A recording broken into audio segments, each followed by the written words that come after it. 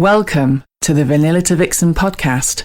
This show contains adult content, so if you are under 18 or easily offended, please switch off now. Mr. and Mrs. N are not qualified relationship counsellors. This show is for entertainment purposes only.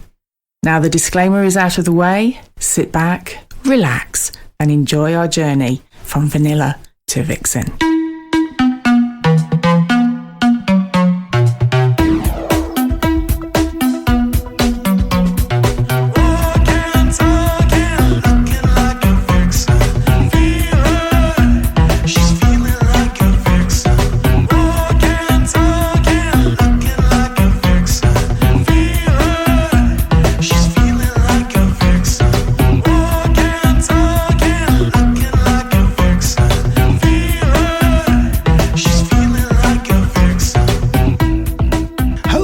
Welcome to episode 132 of Vanilla to Vixen. We are your hosts, Mr. and Mrs. N, and we're also known as... the Naughty Couple. Hello, Mrs. N. Hello, Mr. N. This is the morning after the night before. On a school night as well. What a night it was. On a school night as well. Oh, welcome. Welcome, dear listener. This is a very special episode. You've heard of Come Dine With Me. For our foreign listeners over in America and wherever you are in the beautiful globe, this beautiful rock that we call Earth, we have a programme here in the UK called Come Dine With Me. And this is a swingers version that we affectionately call Come With Me. So, on this episode, we are taking you, dear listener, on a very special dinner party. It was an incredibly special dinner party. Have you ever been to a swingers dinner party? I've never been to one, no. I have now. And we are taking you, listener, with us. Yes, we are. But there's a few things we just need to explain. Yes. Isn't there, Mr. N? What, the copious amounts of alcohol that was consumed? Yes. So the idea was, I don't want to give away too much of who was at the dinner party just yet, because you will find out very, very shortly. Mm-hmm. But our wonderful hosts... The hosts were the most. Oh, they were definitely the hosts with the most. They were absolutely amazing. Yeah. And they very kind. I'd already mentioned that I wanted to do a podcast that included a lot of people. The reason for this podcast is that we want to show people what the swinging... not lifestyle as we some don't people call it that, Mr. N. We want to show people what the naughty hobby is really about. Yes. And we can't take microphones and cameras and things into our events because it wouldn't work, and it's not right. We'd pick up conversations that are not meant for certain people's ears. And so we can't do that. And so you get all your fake documentaries that are on TV, and they don't give a true account of what it's really like, because the only people that will go on television are the people that, you know, don't mind showing the world that they're involved in a naughty hobby. Absolutely. And, you know, without sort of labelling people, those people are on OnlyFans and they've got a prolific profile. Yes, absolutely. That they're sharing for public image and usually for financial gain. Yeah. Which is fine. Got no issue with that at all. OnlyFans, you know, serves a popular part of the community. Yeah. Excellent. But... we like to talk about the naughty hobby, and with that comes a certain amount of candidness, I would say. Yes, I think that's a good word. The world isn't yet accepting the naughty hobby. No. It's still filled with ridicule and jokes and tongue-in-cheek humour and all that kind of malarkey. And there's also still that preconceived idea of what People in the vanilla world consider the naughty hobby to be. Absolutely. Which I know we've busted a few myths on that one, but it's just always interesting hearing other people's opinions about it as well. So, which is one of the reasons why I love doing our podcast, because I love to hear people's stories and people's thoughts. Yes, absolutely. So we've done 15 swingers in a hotel room. We've done that. You know, that's done. This is 8 swingers. Yeah. At a dinner party. At a dinner party. And what's on the menu, Mrs. N? I've got to just add, This was the best meal I've ever had. My word. In my life. In fact, I think there was one comment that said this is better than sex. Yeah, but that's how good it was. It was really good. It was really good. It was an orgasm in my mouth. Yes, absolutely. Funny enough, they do talk about that later. We had steak in a red wine sauce. I did. Well, you did, didn't you? Yes, I had steak in a red wine sauce. Then we had pate, and all on a bun. Yeah. And then potato. Dauphinoise potatoes. Dauphinoise potatoes. Yes. And broccoli. I had chicken breast. And I had mocktails. We had mocktails, yes, because obviously people know that you and I don't actually drink. So. The mocktail, I'm going to just call it the crack mocktail. Because I was like, oh my God. It was phenomenal, wasn't it? It was just beautiful. Yeah. I really, really wish that we could have videoed, because it was just an amazing evening. And we're very, very lucky because the people that were at the dinner party are what we would call our very, very close friends. Yeah, absolutely. So the atmosphere was amazing. We're all very comfortable with each other. Yeah, it kind of goes downhill a little bit later on as the alcohol started to flow. So just be prepared. And just before we start and we take you on the dinner party with us, we want to remind you that if you want to join this beautiful, non-judgmental, wonderful community, we have a very special weekend.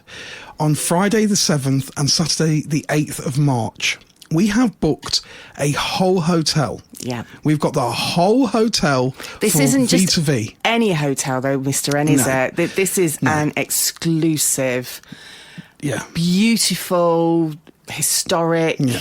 Oh, it's just, honestly, you will never go to another venue like this one. And it's an amazing town. You've got loads of stuff to do in the daytime.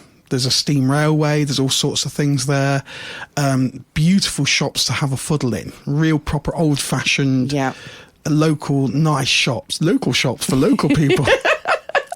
Anyone that's seen The League of Gentlemen knows what I'm talking about. The beautiful, beautiful shops. And you can make a whole day of it.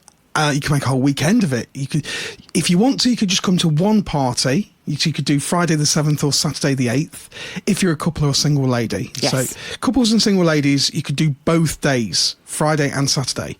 Friday, we're going to allow a certain amount of single gentlemen to come along. Yes.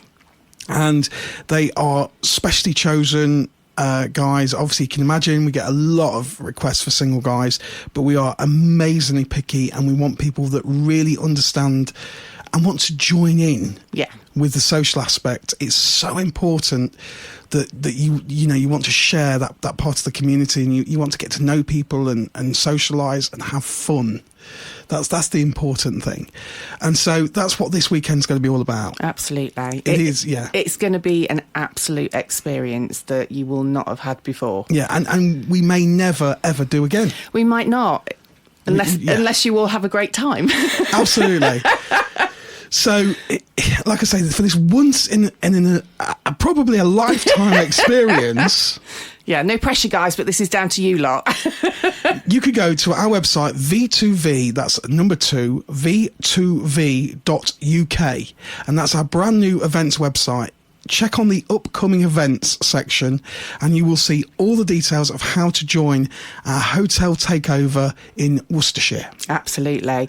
And Mr. N and I actually went there last weekend. Yes. Because we wanted to get the feel of it and make sure that we were giving everybody the right information and everything else.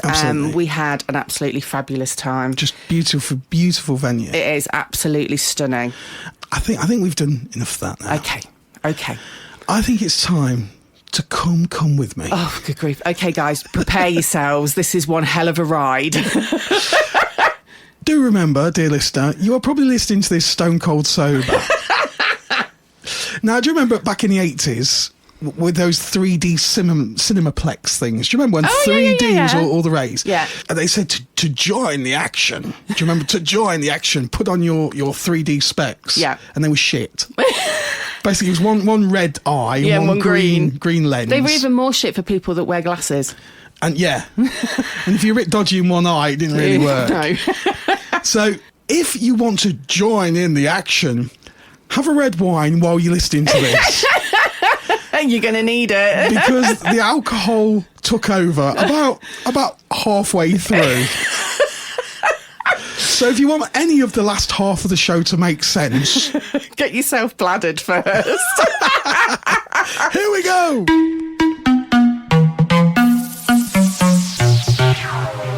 Welcome to a very special episode of Vanilla to Vixen. We are in somebody's house. Now, you've heard of Come Dine With Me. This is the Swingers version, which is kind of Come With Me. Is that okay. Is that a promise? Well, there you go. And we've got Fred and Wilma sitting right at the other end of the table. I feel like we're in the manor house. We're so far away from each other. I could just about see them through binoculars. And I think Fred's got a little joke for us, hasn't he? I think so. No, I haven't. I was just saying before you started, I've just finished writing my first book on penguins this week. All right. Yeah, probably paper would have been a better idea.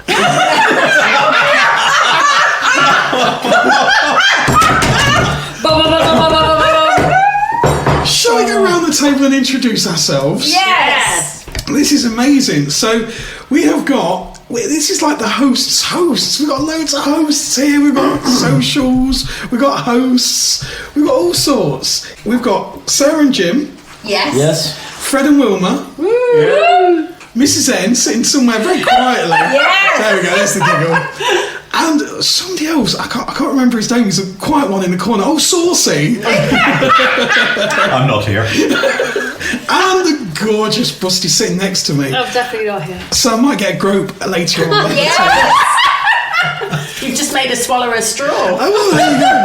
She's swallowing already. Amongst other things.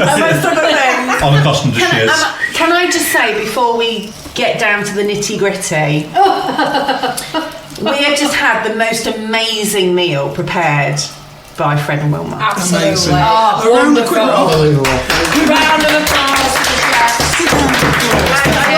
I also have to do a big shout out to Wilma, because bless her, she has managed to get us all together in one room. Yes. Oh, well done. So we can do this. Yes. Fabulous, darling. And I think that for the first time ever there's been a dinner party podcast. There is. Yes. Well, we have actually regretted that we really should have filmed conversation or recorded conversation earlier. We're hoping that the same flow will happen as the podcast comes along. It will be fine. The travelling Wilburys of the swinging world. Yes, the travelling Wilburys. No, the travelling Wilburys. Boom, boom. So we're kind of here. We've got lots of exciting things coming up, and we've got a very, very special event coming up at the end of April. Yes. So we have got the Hotel Takeover, Velvet Vixen Hotel Takeover on the 7th and 8th of March. And then we've got the hotel again. We're just moving in slowly, bit by bit. And on the 26th of April, we have collaborated with the best hosts in the country, Fred and Wilma and Sarah and Jim. Oh, you star. Yes. And we've got a very special social, and then it's going to turn into V2V. Nocturnal Vixens. That's it. Nocturnal Vixens. Nice. After dark, you see, it all gets sexy after dark. It gets a bit naughty, and Hopefully. So I think we should let Sarah and Jim and Fred and Wilma explain how this is all going to work. Yeah. Amazing. Thank you so much, guys, first of all. This collaboration has been something that we have anticipated and looked forward to for so long. So thank you, first of all. What a privilege to be here, talking about this, doing this. It's absolutely amazing. So I'm Sarah, and this is my husband, Jim. Say hi, Jim. Household, the other way around. Hi, Jim. And It's the hair, isn't it? It is. We are Love to Social on Fab and Swing Hub, and we have collaborated with the amazing friends that we have, which are Fred and Wilma, known as Liberated Voice. And I will hand it over to the amazing Wilma to answer any questions. So, myself and Fred had a natter to Mr. and Mrs. N a couple of weeks ago about what we would like to have planned and sorted out. So obviously our social has been going for about 3 years. Best social. Thank you very much. Sorry, but it is. No, it is. About 3 years, to which we've been very lucky to have the wonderful Saucy and Bussy attend, I think, one of your first events. It was our very first social. Yeah. We're only about 3 or 4 weeks in. And also we've been grateful to have Mr. and Mrs. N attend, and that has led to, I'm a bit obsessive about the family tree of how the lifestyle works, that we have then attended V2Vs. It is a secret that we're all family. Yeah. Absolutely. Mrs. N had then attended our events, but obviously we had attended lead socials in their former situation, and then in terms of how Jim and Sarah host them now. And so, and obviously we're really good mates, so in terms of how we work, we've started to collaborate anyway, haven't we, Sarah? Yes, we have. To do we've coasted a night at Cams, and actually was way better than I think we thought it was going to be. You could have possibly ever imagined it was too big. It was just like me and myself and Fred have been going to Cams for 7 years. Well, no, I've been going for like 15. We didn't tell you the first date. You've only found out like just recently. Is there any lawyers present that I need to talk to about this situation? No. So I might have been going for nearly 7 years. Fred may have been going for slightly longer. We might need to talk about that later. But we used to attend events that were hosted by another couple. I don't say the names because for legal reasons they've changed several times, haven't they? But there used to be amazing party nights, and that's what we wanted to be able to attend. Always the party nights. If you can get a list of people together, get a chat going, and we say it all the time, just to take the edge off for people. Just take the edge off. We want to host the events we want to attend. Yes, definitely. Exactly. Yeah, like Jim just said, literally the events that we want to attend, which is probably why a lot of us do these social events for nothing other than the fun of it and the enjoyment of it and the bringing together of people. And so I think with myself and Sarah especially, so us Liberated Voice and then Love to Social, is we want to heighten our profile within the lifestyle, not from a monetary reason, but because we want to really amplify the events we can host. Absolutely. Which is why when Mr. and Mrs. N spoke to us about hosting a social, but with a play to event, social to play event afterwards, sounded perfect. So the idea of what we will host is there will be a V2V night, but prior to that there will be a social, in the same way that me and Sarah host socials, the non-play events, the no pressure, get to know people, have a mingle. But what's amazing is the venue that we will get to host this social in is something very unique. Yes. It's not a club. No. It's not something anything has ever seen before. It has extreme historic value. So if you're a bit obsessive about your history buff stuff, it's quite cool too. Are you talking about the place or are you talking about Fred? Well, I don't like 60 this year. I'm not counting down, but till I'm 60, it's 3,943 days. It's not that long away. You look really good on it though. 130 haircuts. I'm 60. He loves to plant stuff in a haircut. I think one of the reasons that Mr. N and I wanted to sort of collaborate with you guys was because obviously we do get to speak to a lot of people. Yeah. And there's an awful lot of people that feel very intimidated by going to a club. Yeah. And so, obviously, we'd never been to a social before. Our first social was... LV. Which one was it set? It wasn't the first one you went to. No, it wasn't. No. So it was a film night. Film. Yes. You were wearing that incredibly sexy red dress. The musicals night. Yeah. I know the dress. It was the one before you went to. It was before we went. Yeah, it's been LV6 then. Yeah, I think. And we actually said, didn't we, Mr. N, that we, had we had something like that when we first started out in the naughty hobby, it would have been amazing, because we kind of just dived into it. We were thrown straight in. Yeah. But it's all about the thing with the socials is you can actually really have deep conversations with people without the necessity to play. Yeah. And that's what I absolutely love about socials, is it's an element of the swinging lifestyle which is fundamental to swinging in my eyes. Yes. But it's a it's like entry level. Absolutely. I think people think that it's a no play thing, but we met Fred and Wilma at a social. And, That's because they're a pair of tarts. No, we didn't. We met them at a social in May, and we didn't play with them until December. I think that's pretty. I'm not. I'm not. We did well. But it's just that you can meet people, create friendships, and really socialise. I have to say that, for us, the socials have made our journey, haven't they? Definitely.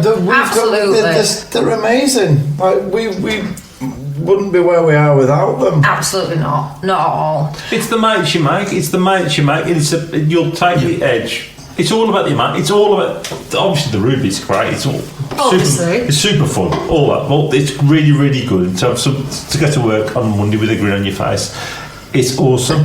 But to make the friends that you make, when I say we've made some great friends, we have made some, obviously these pair and you guys, everybody around this table, we've made great friends. But there's another 50, 100 people that we could go out for a meal, out for a drink, meet for a drink, bump them into. But we share everything, like our lives. I know you do. 100% we do. But we do.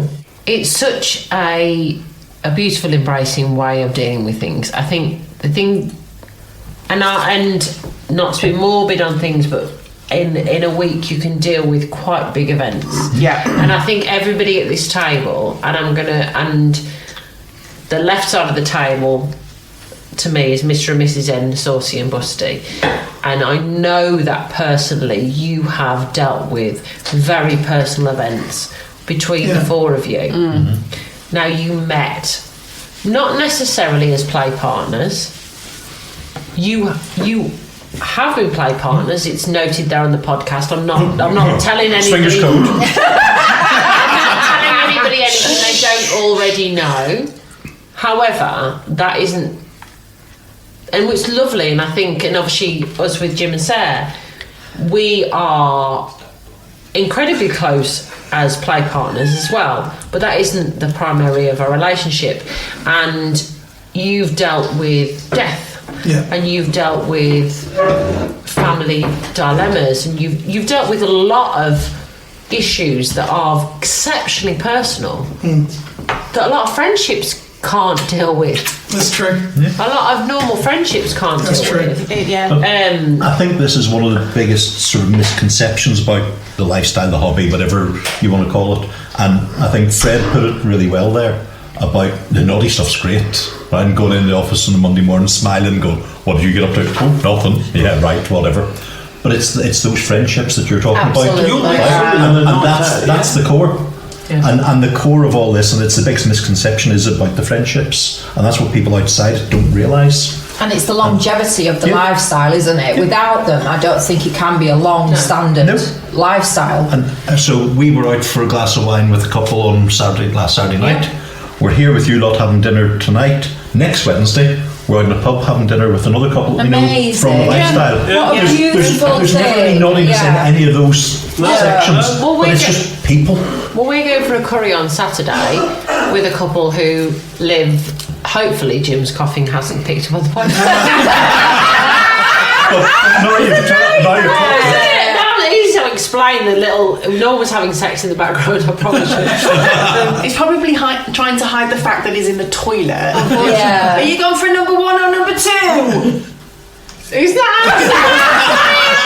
He's gone for a wank.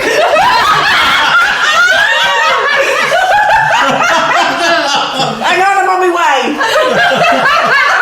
But no, there's a couple we've got friends that everybody at this table have met that have attended a couple of our events, attended your events, so we invited them today, didn't we, to come, but they don't want to. Admittedly, they don't want to talk on the podcast, but and that's not as a negative. It's a big deal to put your voice out there, isn't it? Yeah. But especially with an accent like yours, baby. I have to say, I love how Fred says that. Don't put good past yourself. Yeah. Hot kettle black. I've got the best. I've been asked to do audiobooks. With the different local dialects here, I felt like we were going to have an audio translator. It's like a UN. Do you know when you're watching the telly and they've got the one that does sign language in the corner? I love that when there's nothing being said, and you can't. This is really shit for a podcast, but they're there doing the sign language. He's hand gesturing. I am hand gesturing, pretend I'm doing sign language. But as soon as the dialect stops, the hands drop and they turn and look up at the telly at the corner. I just love how they do that. I love it. They can actually see the big telly. You're like, they can't. People listening, Fred actually turned to his left. He did. I would also like to say that I have been lucky enough to have a bedtime story read to me by Fred. So am I. High five. I missed it out. I'll text you one. I'll bring you one. Promise. It's so good. Honestly. Although I do live with this accent. But friendships are fundamentally, I think for us 8 at the table, maybe not for every person that's in the swinging lifestyle, but for us 8 at the table, fundamentally, friendships are the biggest part of what you can do. Yeah, I think that comes from a place of within swinging. I've never just looked for sex. Yeah, it's always been something a little bit more. Cheesy chips, absolutely. You may not look for it, but it's fine. It's found me. Yeah, it's found me. But absolutely, just looking for that little bit more as well. I'm a deeper level person more than just the sex. But it's not to say that everybody. We've had heartache. We've had all of it. Yeah, we've had it all. It's a. I hate the word journey, but we do. But it makes sense. There's a lot of lessons learned. Absolutely, it's not all brilliant. It never all the way stops. through it. I think it's wrong to think it ever stops. From the second you start this lifestyle, I think as much as lifestyle is a good-ish way to explain, from the second you start, it will change. What you want out of it will change. What your partner wants out of it will change. That can be said for anything, though. You can start. Anything, there's loads of people. You get yourself a job, and you think, I'll be all right if I get that car, that haircut, that jumper, and whatever it might be. And you go and buy that house, or you buy that jumper, and you think to yourself, I'll be all right once I've got that thing. And you go and get that thing, and it can be anything. You're so right. And the second you get it, you say, that was all right. Second I want oral sex, then I want penetration. More or less, yeah. It could be anything. It could be anything. I would trust anybody sat around this table as much as anybody I've ever met in my life. I agree. All of you, 100%. Jeff makes a good point. Do you think it's because we are so open and we can communicate so clearly? But you'll have a clearer conversation with me than you will have you'll have with somebody you've known. I was going to say, is that swinging that makes it clearer? Is that why, though? Is that why we're so trusting? No, is it that we're so trusting because of the openness that we have and the way we have relationships? It is a I think we're all laid bare when you go into and you go and whatever one you're in by 10 o'clock you're in your boxes or your section, you're laid bare. There's nothing else to see. The guards are down. There's no one. Can I ask all of you a really, really honest question? Yes. So when you first got into the naughty hobby, was your initial thing the friendship or was it about sex? Because I know for myself and Mr. N, when we first went into it was all about the sex, and to be honest, the friendship side was a really lovely surprise. It was massive adrenaline rush. It was the initial. You stay for the friendship. Yeah. I don't think we And I think listening to your podcast, you didn't really have an agenda. No agenda. Never had an agenda with it. We were so young. We were young. So yours was like how many years? We were 14 years ago. We were in our 20s. We were in our 20s when we started. Which is quite a lot of people would go, oh, that seems young. No, I think the thing with us is we were lucky enough, and I find it so fortunate enough that I was so solid with Jim from a very young age. Like it's a great word, solid. It is a good word. One of my favourite words. Solid. I was just saying, we were so solid in our relationship that the thought of actually venturing out of our relationship, I was so secure with him that it was never an insecurity to actually experience and explore my sexuality.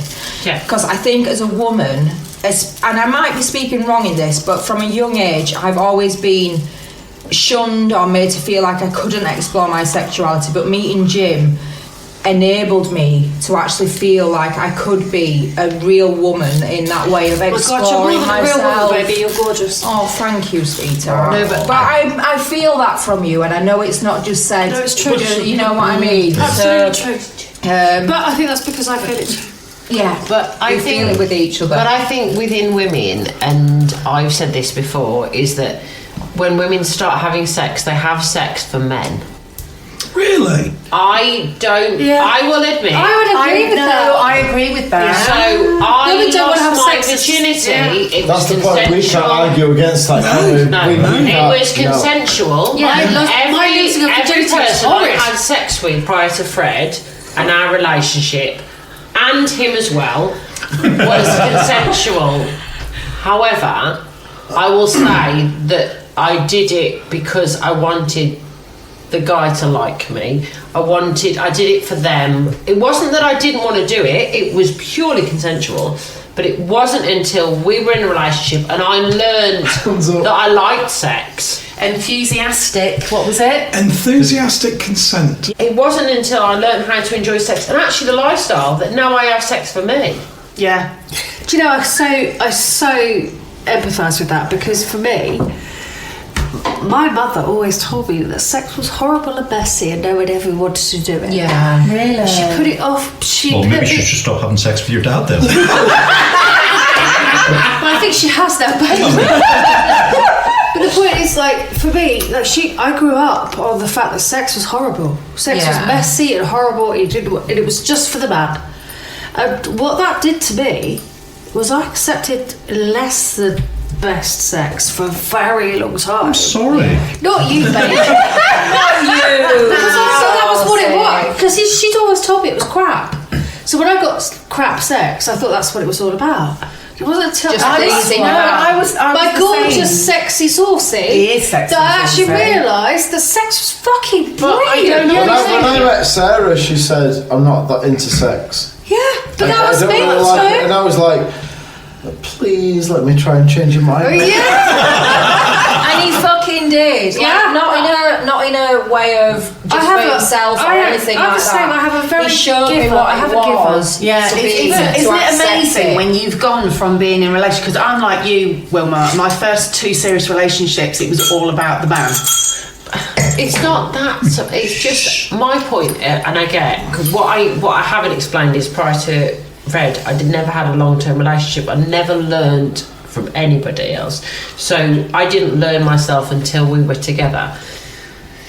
So I get that's exceptionally different to having a long-term relationship, but not really. My thought process is more to, and I don't think there's anything wrong with it, and it's more to people to understand is that girls will have sex for boys, and that alone.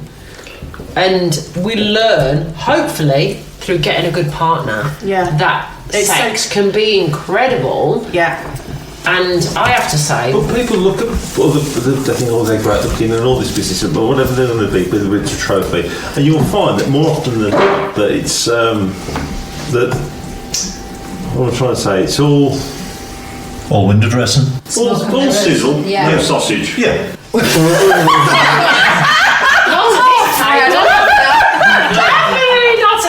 That's a really good good analogy. Sausage. And you get a lot of you get a few guys like that, and they come across as the big I am, and that's what it's like. That's what it's like.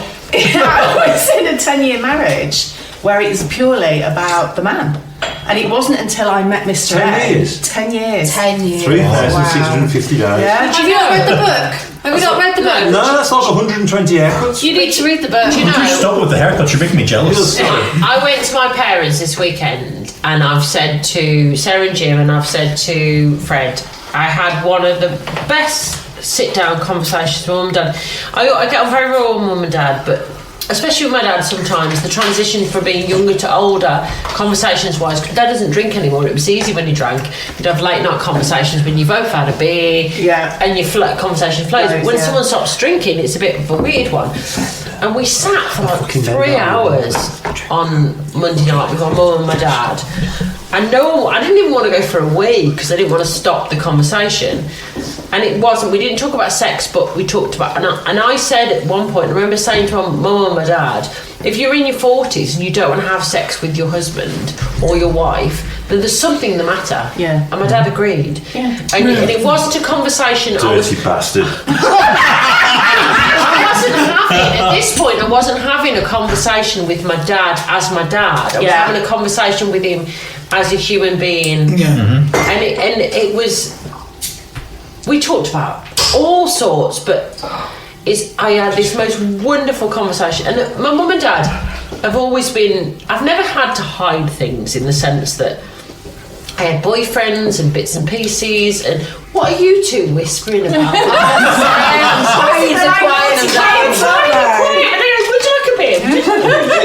Jim was just over this bottle with him. Poor Jim's been nothing but shushed over this. Jim, is there anything you'd like to add to the proceedings? He has got a clue what's going on. Has anybody learnt anything tonight around this table? Yeah, I've Jim's heard pissed. that very thinly sliced lime isn't cucumber. I've learned that I have amazing now. friends, I've got to say. Yeah. That's what I've Here, darling. Cheers. At least one of them is a hell of a chef. Yes. And at least one of them's a hell of a shag. Oh, no. What do you think you've learned about sex? Because it was really interesting that you said about the window dressing. But I can see. If you have a big night, it makes your balls hurt.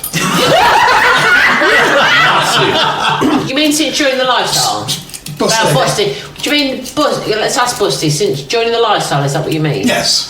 What are you asking me? I'm What have you learned about sex since joining the Do you lifestyle? know what I've learned about sex is that it's actually enjoyable, that I don't need to hide away from it, that I don't have to be submissive or dominant, or I can just be whatever the hell I want, and I can enjoy it for the fact that it's good.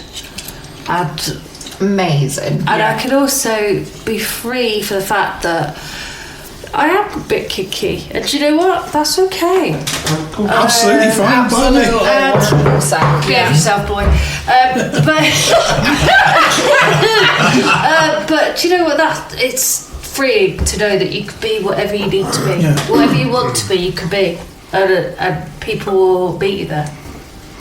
Saucy. Hello. What have you learned? Hello. Oh, just say hello again. Oh, no. Sorry. Hello. We haven't let him speak enough, have we? Go ahead. I'll try that again. Hello. Hello, Don. You set Mrs. Ed off there. Mock needed, table 3. What have I learned? I've learned to be myself. I didn't actually realise who I was with sex. It's one of those. I'm hearing Wilma say about the sex was all for men. I'm a big pleasure giver. I get more pleasure out of who I'm with being pleasured than them pleasuring me, if that makes sense. Yeah, totally. And actually, if I'm with somebody and I can hear them, feel them, see them enjoy themselves, the kick that gives me is far better than the physical sex itself.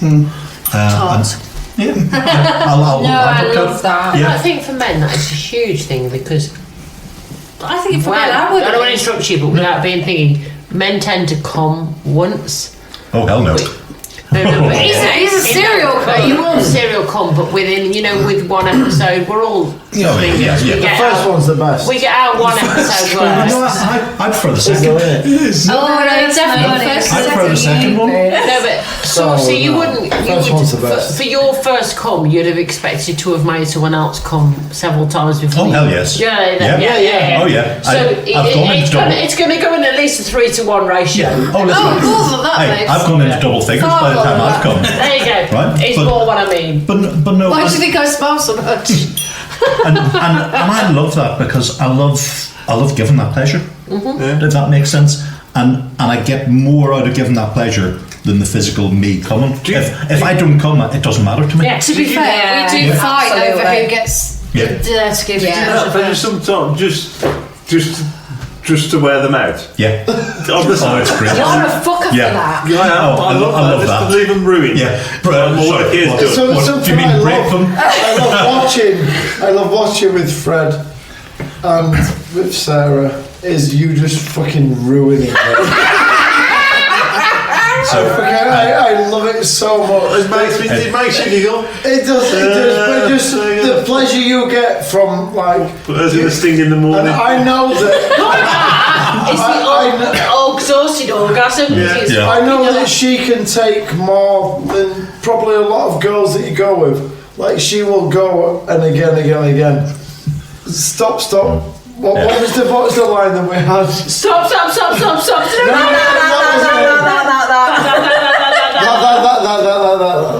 But yeah, I love it. I like an Australian line. I have one rule. We know my rule. Yes. Well, and what is your rule? Anytime I come close to Mrs. N? Personally, if you render Mrs. N unwalkable, you are carrying her to the car. I have carried to the car.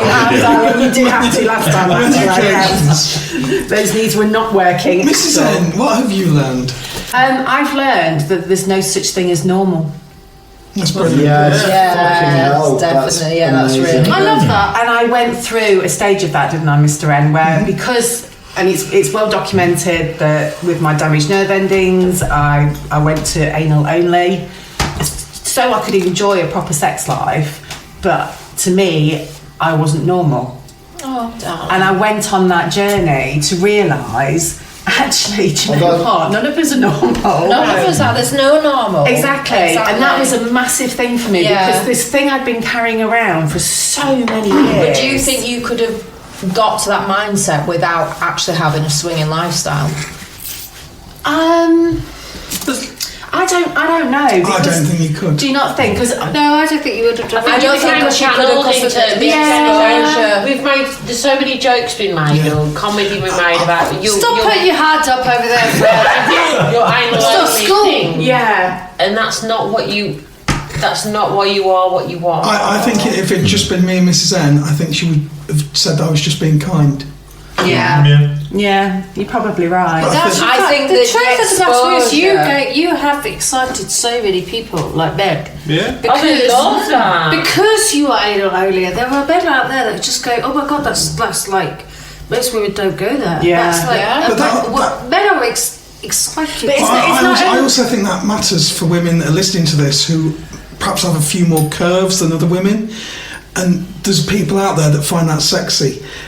And so whatever you think your disability or your fault is, there's somebody out there that actually finds that really sexy. I also need some tips. Really is because whatever you think, somebody is into that. Yeah. Like, and we've seen that. All of us. We've all seen it. Yeah. But I need tips off Mrs. N because tips with a P. So to be fair, she does have amazing tits. Her tips aren't bad either. I can't.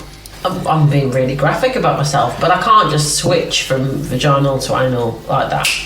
It doesn't work for me like that. But it's like going from VHS to Betamax, isn't it?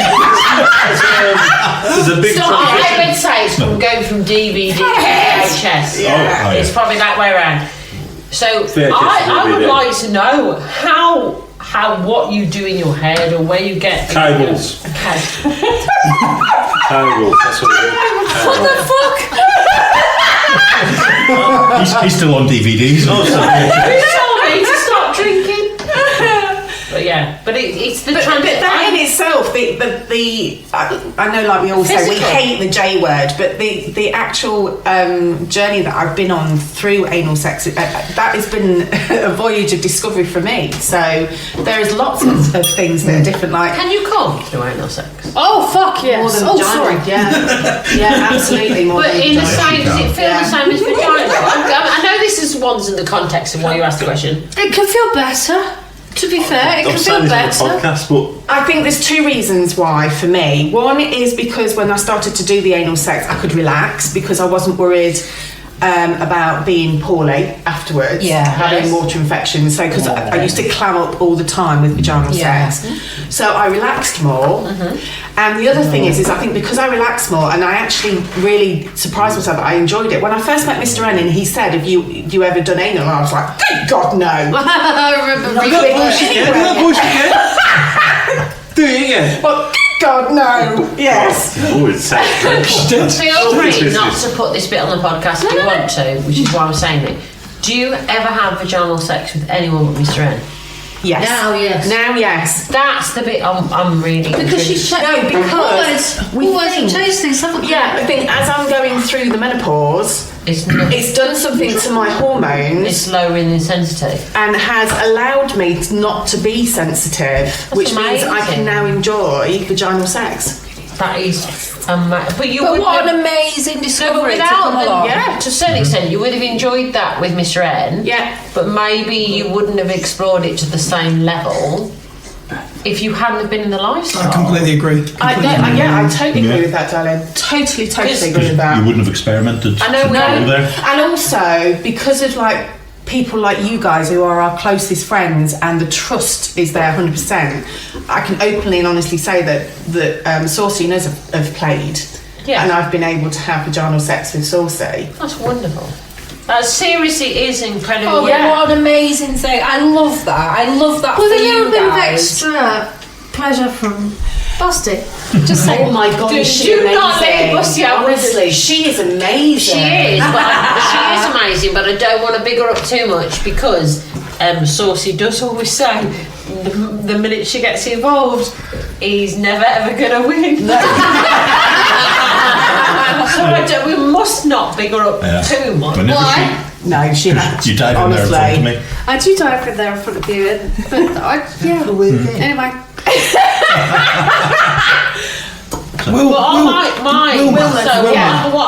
What's the question again? What have you learned about sex? So, for me, we said this when it was just the four of us, so it was when me and Fred and Jim and Sarah here today, before everyone else got here, is that I've learned about myself far more sexually.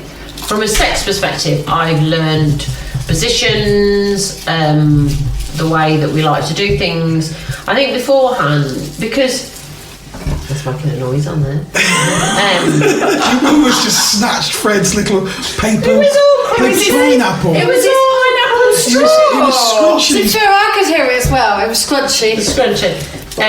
We've been in the lifestyle nearly 7 years. I have had many cocks. That's not the thing I'm trying to say.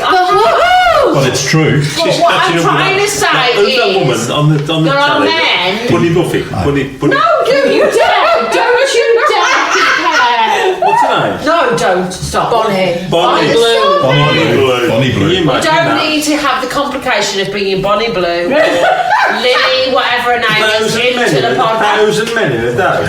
1,057. 1,057, I think it was. It must be like in an old cheese toaster. You bring that up, but that's actually serious because that's for a different reason. She did that for OnlyFans. We do it for ourselves. Yeah, we do. Carry on, Wilma.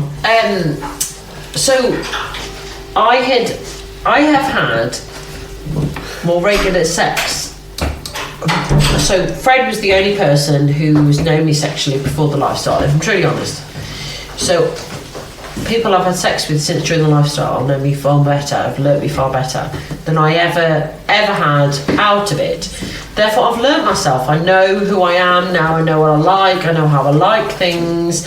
I know that Busty would like Fred and Jim to go and get him a drink from the fridge. I'm so sorry, Jim. Go It's been really quiet. It was really funny. That's why I wanted to say it. Jim's like our butler in the buff. Yes. Get your kids out. Oh, yes. Get it up. He's currently trying to strip. Put it up. Put it up. Dig it up. It is. I've learnt what I like because I've been able to explore.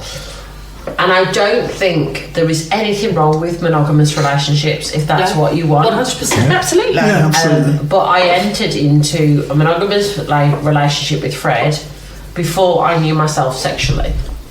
So and there's nothing wrong with that whatsoever.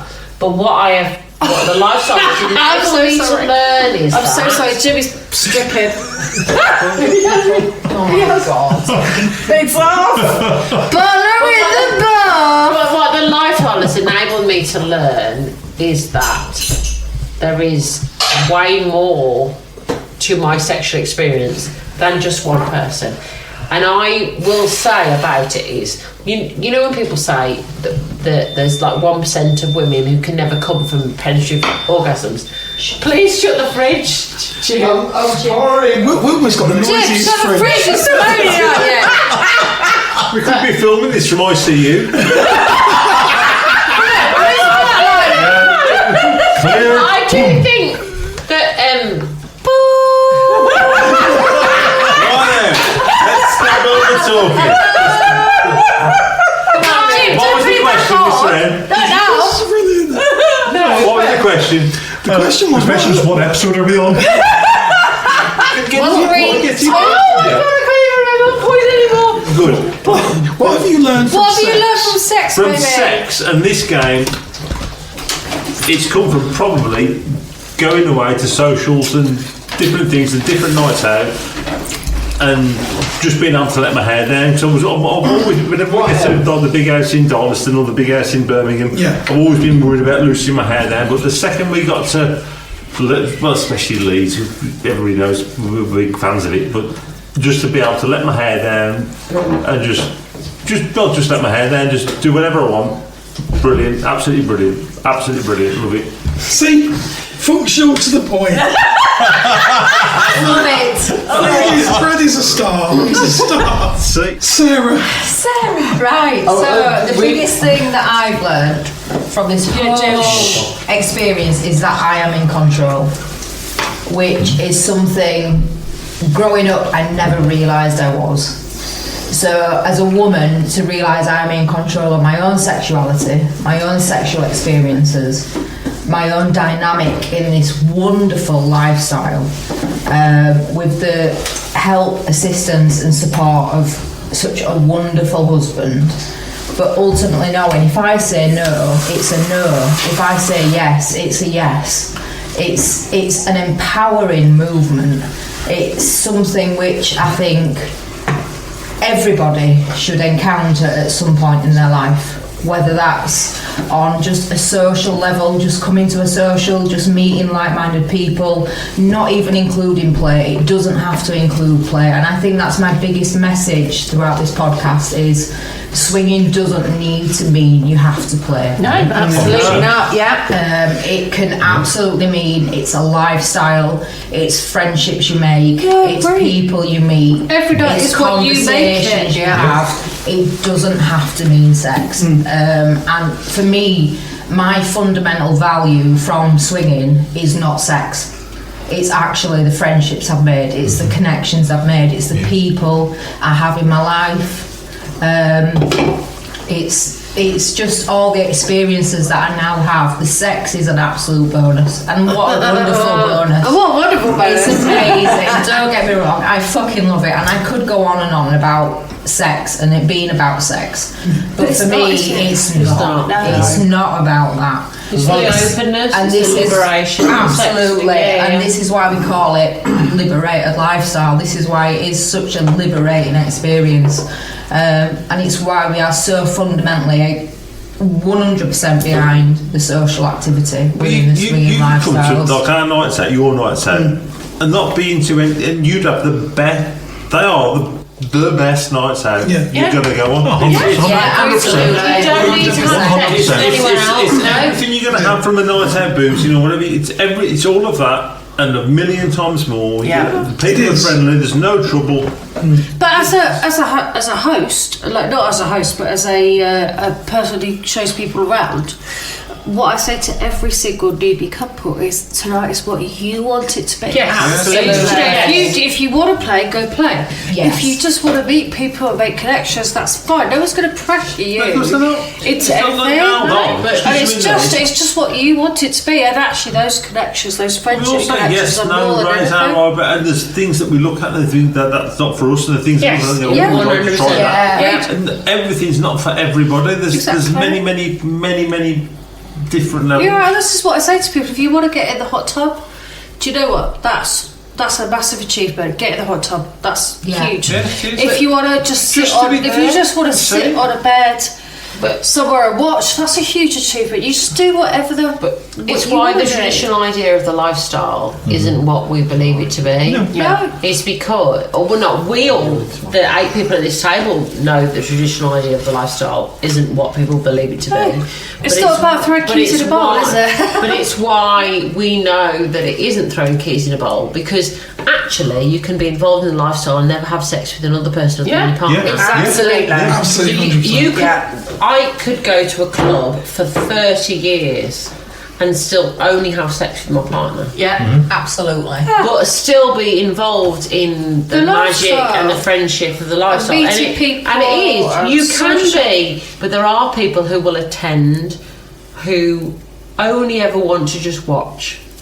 And they have still that right to be in the lifestyle as much as the same person who wants to sit on a bed and let 10 people fuck them. That's so true. I don't want to be disgusting at one level, but that's the extent of where we go. And it must be a better So what are you trying to say, baby? I was saying, Fred. But that's the extent. That's the variation. You were trying to say some variation. What was that? Fred said earlier about you can come to one of our socials and have the best night out. Better than any going out. But what makes that? Right, I'll tell you what makes it. Because actually, the people that are there are open-minded, liberated. So going back to one of Sarah's phrases, right? They're open-minded, they're liberated, they're all happy people. So it doesn't matter. Play. It's secondary. Right? But because the people that you bring into your events are open-minded, happy, smiley people, that's infectious. Yes. So, and actually, the host's job is to start that infection. That sounds really wrong.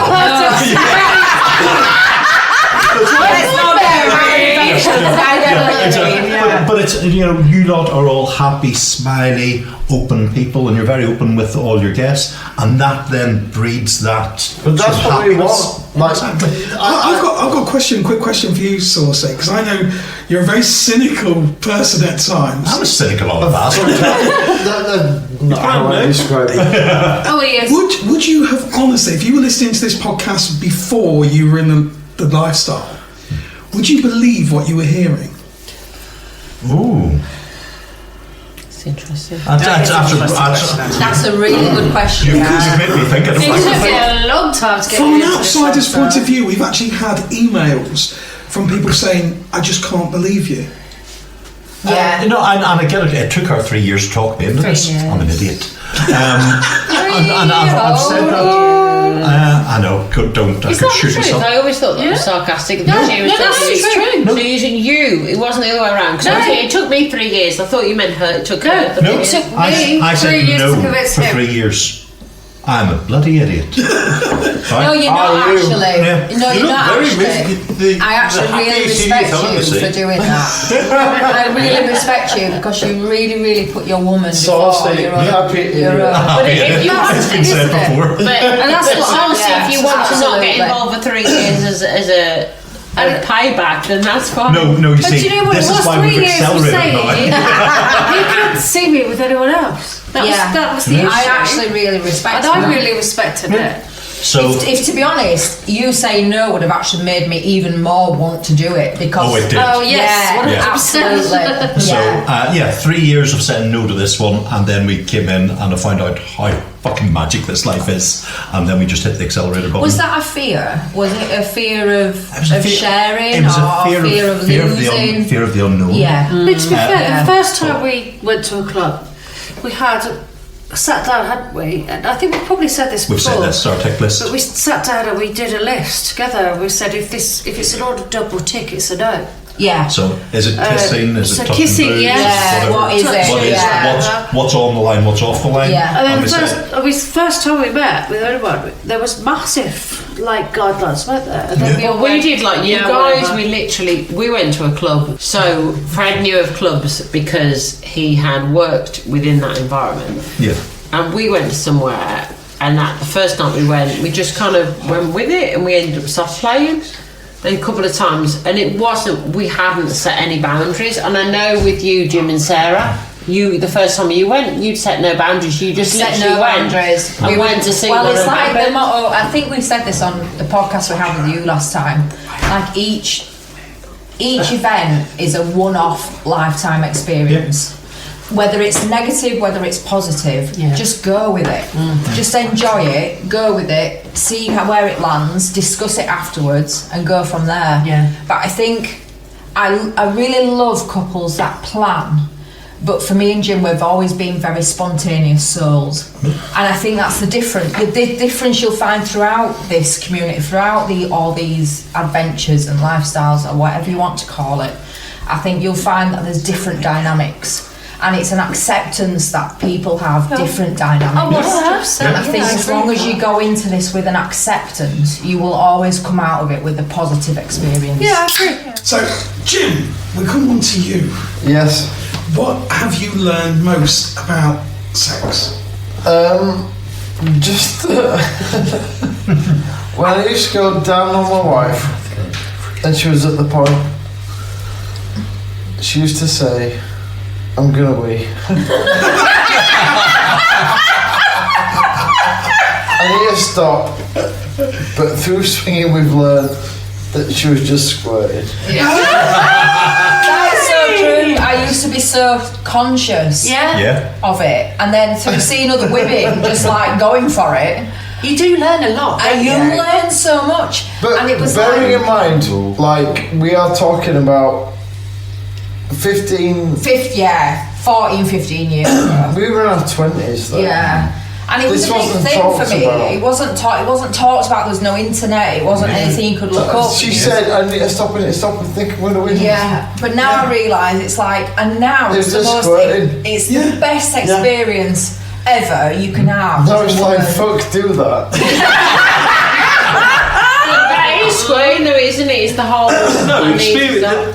They sneak up when you don't. They do, yeah. But we just didn't fucking know. We just didn't know. We just didn't in know. terms of like as a woman, you just didn't. It felt too much, didn't it? Initially, the feeling that you're going towards, you're going to squirt. I can't do this. It's feeling so much. I feel like I'm going to win. Yeah. So you start. I honestly felt really dirty. Like if I squirted, Yeah, I felt dirty. That was Like the thing. I just didn't want to do And it. our Follows early on. experiences, people like were encouraging you to do it. Yeah. And we were like in the front room on the best sofa. Yeah. Oh my god! On the best sofa. I'm mentioning no names. No, you can't mention any names. But yeah, we were on their best sofa and we absolutely drenched that fucking place. Was it But I still remember the feeling I had, and this is still going out to remember. all women who like question squirting, question it, what it is. We all do. Just fuck We it. all Just do. the feeling you get with it, and if you're with a man who accepts it is what it is. Whether we accept what it is, the fluid content shouldn't come into it. I know, but it's a really big. That's literally that's my take home. Do you know what? That is true though. So even now, I go to the loo before I have sex, and this is what I do, and then I go to the loo after I have sex. This is what I do. I'm like, I just need to make sure it's not we. Yeah, but I go before and I go after. But equally, as a bi lady who has made someone squirt, it is not pee. It's so much sweeter. It's different. It's completely we used to be having sex and oral sex, and you were like, "No, I've got to stop. I'm going to wee. I'm going to wee." Just fucking do it. Don't give a shit. But I thought that was just you saying it, and then it took seeing. I have a question. A lot of other women doing it. Just move that microphone just a little bit towards Wilma. So I have a question. Wilma. We're talking about this, and Busty's just mentioned the taste. Yeah. So every single woman worries when they squirt that it's urine. Yeah, absolutely. 100%. So I do believe strongly, I've squirted and I've weed, I know that there is an element of urine. I do believe there is an element of it within squirt. You can't hold that. There's an element of urine within squirt, so don't believe that it isn't entirely. But what I would like to know from anyone here present who may well have experienced the two, can you tell the difference?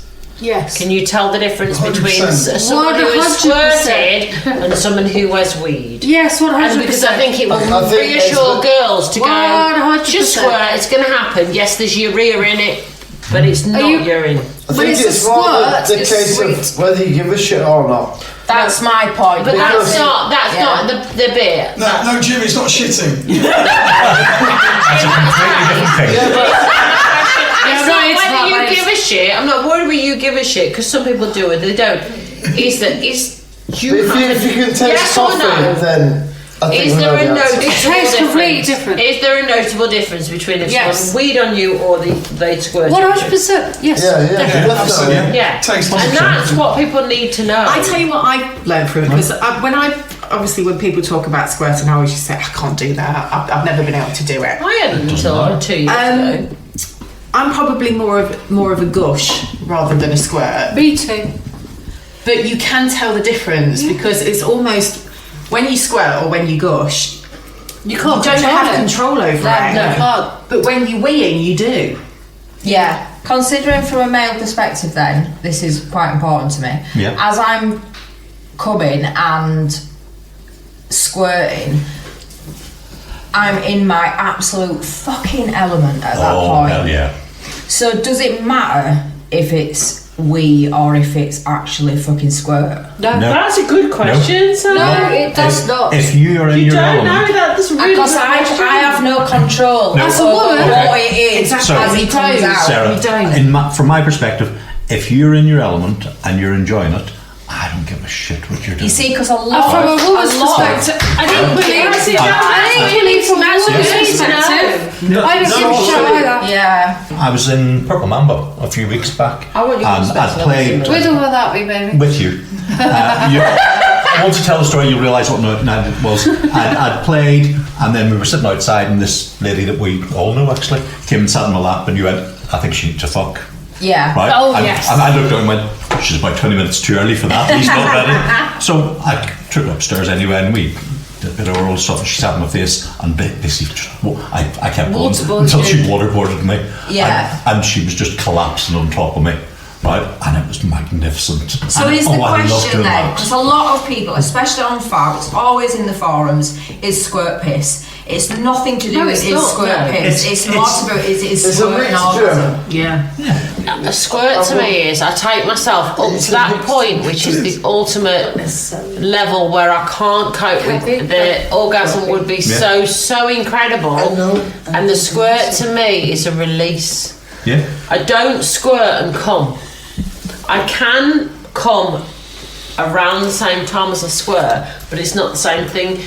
In some ways, I have to squirt to release the pressure. Yeah. There's a lot of wine. So for me, no, it's not wine. It's squirt.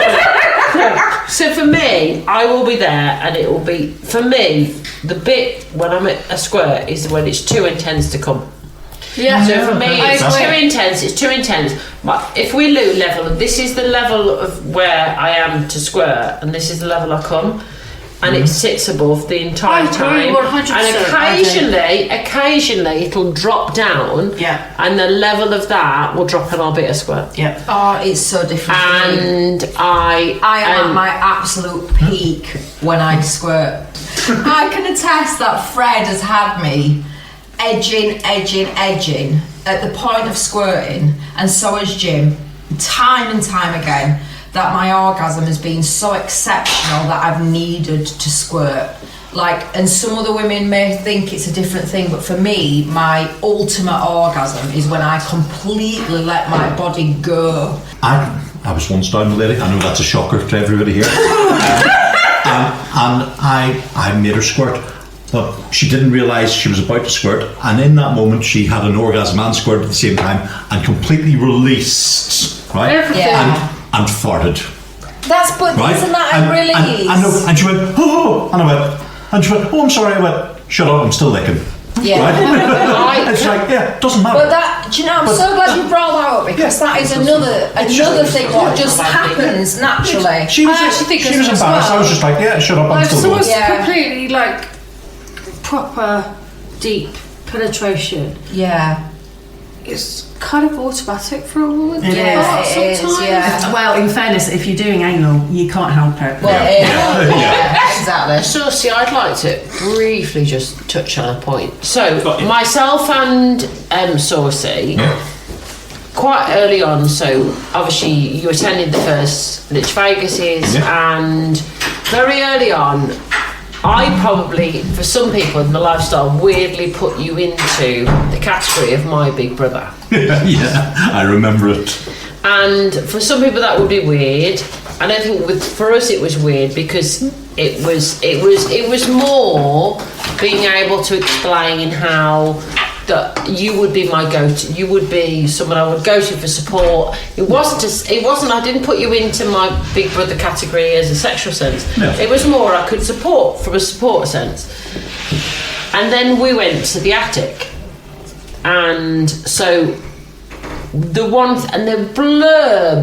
blurring line that everyone will have within the lifestyle, whoever they're friends with, even if they put themselves in friendship categories, is: can we ever overstep the sexual?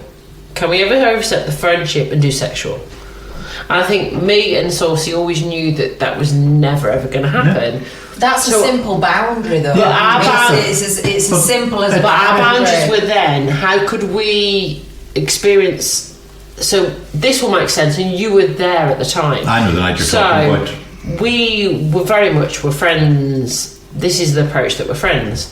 And we went to the attic early on.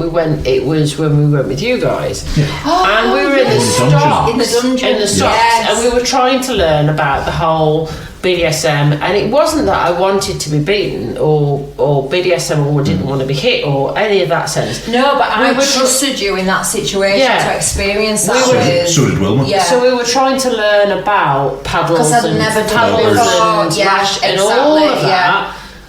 And Saucy had done that with you, but then he went to me, am I okay to? Because we were on a different plane. Family. Yeah. In that plane. So to me at that point, I'm not watching. If I had watched him do it, it would have been different. Actually, originally I'd given the stuff across to Fred, and he was doing it. And I said, I was giving Fred some tips. You know what to do. No, we're all self-taught to an extent. I was giving you some tips, and you were sort of going, is it like this? And that's when I said to you, listen, is it okay if I show him how to do this? Yeah. But that wasn't because of consent of you doing it. No. It was consent of our dynamic. Yeah, exactly.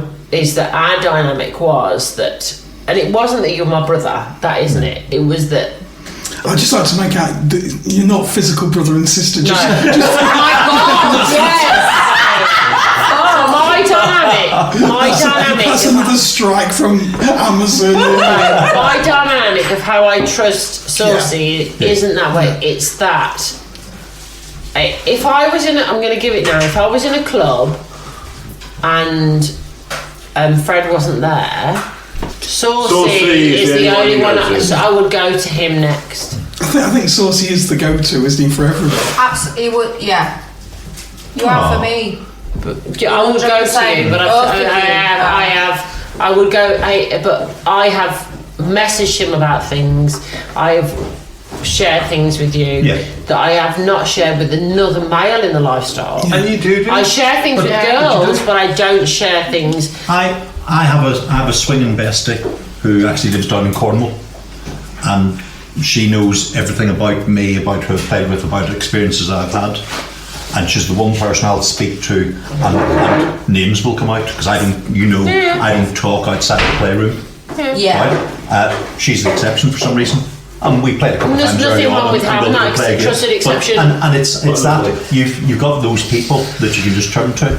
Yeah, and we all need those. And we all need them. And they're on a different plane. Yeah, right? absolutely. And as much as all the 8 of us can talk to each other, but everyone needs that one or two real people. Who do we talk to each other about? Exactly. You said that about 1 or 2 real people, but that's deeper. You've got people. I know you might say, well, this is a different discussion probably, but like your mental health. Oh yeah. It's the people will release properly to people in this lifestyle. They'll 100%. Super let steam off.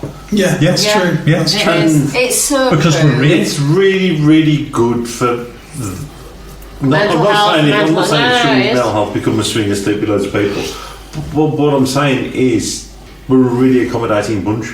Yeah. 40-somethings. Every single person who is a 40-something will struggle with their mental health to some varying degree. When we first started in this lifestyle. That's exactly, James. Exactly. And you couldn't have said it any better. You couldn't have said it any better, James. I'm not sure you could have said it any worse. Say that again. You're dead right. When we first started in this, I knew that we looked at people in the 40s when we were in our 20s, weren't we? Yeah. And we knew they were having more fun than we were. Oh, absolutely. They just, everybody But just... since your stroke, you've done all right. Oh my God, he's Jim's had a few. Sorry, is somebody giving him a stroke under the table? What were we talking about? What was the question? Jim, what did you say? Mental health. I feel, and I don't want to be too personal about Fred, because it's respect to him to not say is that. Obviously about me then. It is about you, but it's not about you in a sense that you have learned over the last 5 or more years to be far more open and far more realistic about how you feel in yourself as your head. Definitely. And I do believe a lot of that, not all of it, I can't attribute all of it to the lifestyle, but your ability to talk about who you are and how you're feeling is related to the lifestyle. So I do believe anyone in any level of mental health, if somebody has an assimilate to you, you'll talk about it. Mm-hmm. Yeah. Now, within the lifestyle, because we are far more open about ourselves than other people are, we will find that assimilate more easily. That's so So true. it's not that people within the lifestyle are far more open about their mental health or that they struggle with more mental health issues. It's the fact that they're just more open. I completely concur with what Wilma is saying, because a lot of time in my life I like to think I am quite a private person. Myself and Mr. and he's probably the main person that I will ever open up to. I can tell him absolutely anything, but a lot of the time I tend to keep things to myself. However, since being in the naughty hobby, I know I've been able to send messages to Wilma and to Busty and actually open up about how I'm feeling. 100% babes. I don't do that with my vanilla friends. No. Don't you find that such a fantastic release? Just a super weightlifter to have just a release like that, just somebody can say, oh, I had a right, this is whatever it is, whatever you can possibly think of, just something you can say anything to them. Yeah. But it's not so much the fact that you can say it, but you know you will get empathy straight away. And I think that's because it's such an emotional lifestyle. Yeah. Like everything we do is emotion based. Yeah. I don't think it's empathy. Even I think it's you won't be judged. Yeah. I think it's more you won't be judged than the empathy thing. It's a fair shout. That's really good to say. I think mental health is a massive issue, and I still struggle with it now. Yeah. And I have massive body issues, body confidence issues. I still think I'm probably not that fat, but in my head I'm huge. In my head I'm a whale, and I've just started actually looking at like injections, like weight loss injections, and I need to. It's all about how you view yourself, isn't it? And I think it is. That's so true. I think there are elements of this Personal lifestyle that make perspective. you feel so confident, but equally, what this lifestyle has taught me, it's not about what anyone else feels about me. It's not about thinking what do other people think about me. It's not about any of that. It's about what I feel about myself. Because no matter what, if you're strong enough in yourself, exactly. No matter what anybody else. And actually, it doesn't matter. Or anything doesn't. Do you know what? It doesn't matter what I look like to anyone else. It's not about me proving myself to anybody else. It's not about external validation. It's not about being attractive to anybody else. It's about what I want to be. Absolutely. Yeah. And actually, that's the be all and end all. I don't give a shit about. I know lots of people find me very attractive, and in itself, that's very. Endorsing. Yes, it's not about anybody else endorsing me. It's about what I feel in myself, and I need to do that for me. Yeah. And that's what this lifestyle has taught me. It's not about external validation. I know I'm amazing. I know I'm lovable. I know I'm worthy, and all the rest. That's taken a long time to get to the point that I can say that, hasn't it, Saucy? Well, you're decided average at the best of times. Do you want a fucking slap? Depends where. But it's been a long time coming for me to be able to say, do you know what, I'm worthy, I am lovable, and I'm enough. Yeah. And there have been people that have made me feel less than enough. There are still people. That's the complexities of there are still the thing is that we got involved in a relationship that I would never not do that again because it was so good. But it has left questions in my head, and it did make me question myself. But the result of that is that I have got to the point that I realise I don't need external validation. I am good enough on my own. I am worthy. I am lovable. Sure. Yes, Absolutely. And I don't give a shit about anyone else. I don't need anyone else. And if darling. Thanks, babe. But sorry, Saucy just gave me a kiss. But you know, I don't need anyone else. I don't need anyone else. And if people don't like me, that's up to them. If people do love me, if people do want me, then they're gonna have a fucking good time. Exactly. But it's all about what you feel for yourself, and this is what this life has given me that I never realised before, is that I'm enough. You are enough. You are enough. Absolutely. That is the ending. That's the ending way to end the show. I am enough. I am enough. And that should be words for everyone. I agree. I am enough. We